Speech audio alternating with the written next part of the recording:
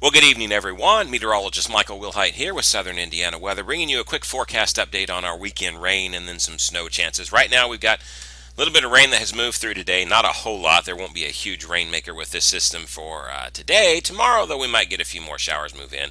The system here is starting to pull away, but you notice that low down in Texas will be moving our way. By the time you go into the morning hours tomorrow, we should have some showers starting to break out across the area. You notice, though, on the northwest side of that low, you've got some snow out here with it, and of course, that will bring us some snow eventually.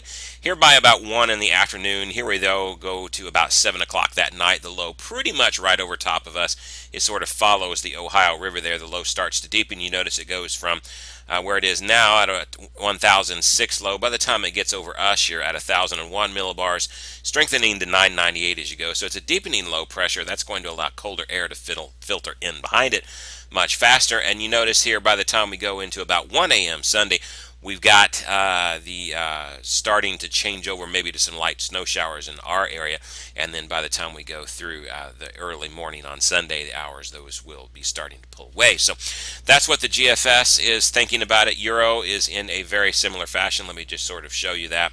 Let me move this down here. There's the Euro. Okay, there's that low pulling away. Notice the low in Texas.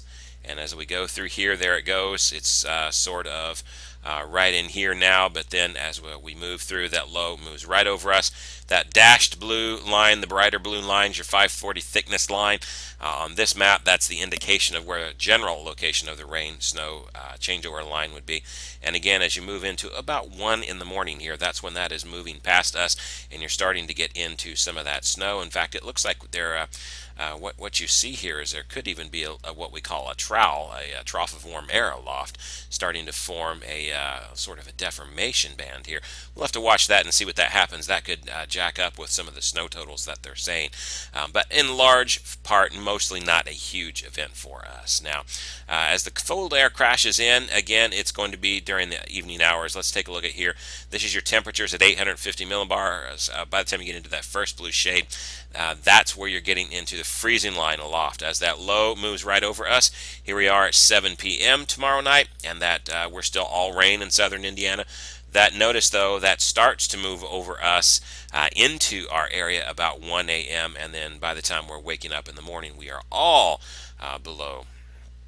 We are all certainly below that. So now let's talk then about temperatures at the surface. What would we be seeing for that? Well, here we are right now where temperatures here in the upper 40s to near 50 across the area. We won't go too much overnight. We stay pretty steady in temperatures. Highs tomorrow topping out near 50 again. But then as that low moves past us tomorrow night, here we go. This is about 10 o'clock or so on Sunday night.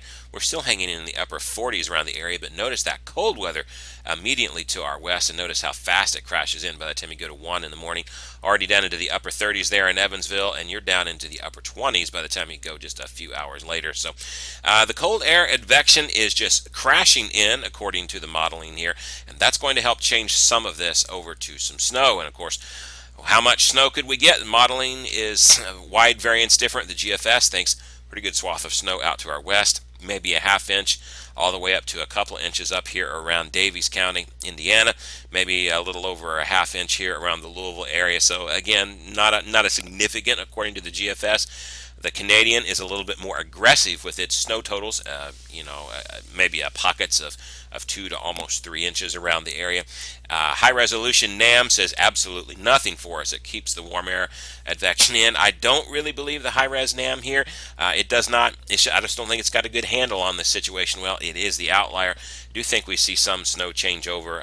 How much we get accumulating is still in question at this point. If we look at just the short range ensemble forecast, the SREF plumes, each one of these represents a different model, and basically what you got going here is everything starts from about 1 in the overnight hour Saturday night into Sunday, and then we're all where we're going to be for everything here sometime in that overnight hour of what we would end up getting.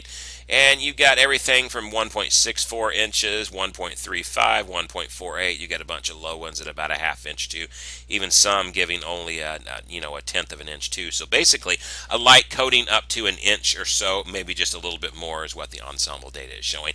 Not a significant event for most of us around the area. Now, of course, if the cold air crashes in a whole lot faster than expected, these totals could end up going Now, that's something we'll just kind of have to keep in mind. But as for right now, what I'm thinking, just a general forecast for the most of us up to an inch around the area.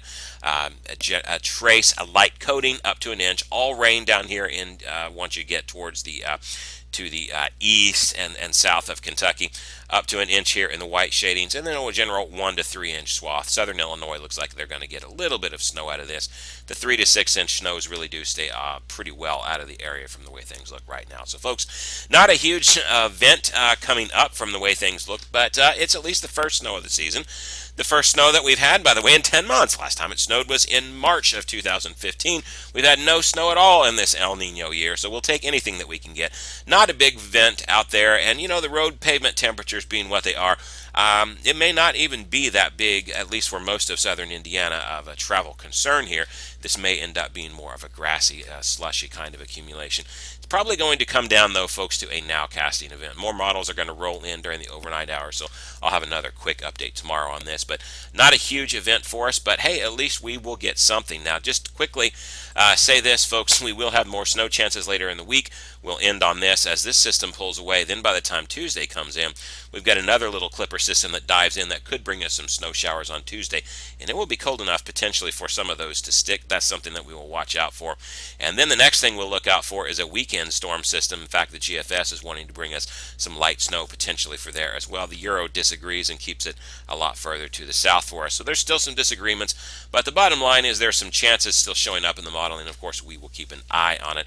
We are entering an active weather pattern again, and we're in with that cooler pattern now where we at least got some chances to snow, and I think that we will get some this month. I think we'll end up with more than the inch or so that we're going to get, but again, for the most of us for this weekend system, not that big of a deal the way things look right now. I'll have another update for you tomorrow.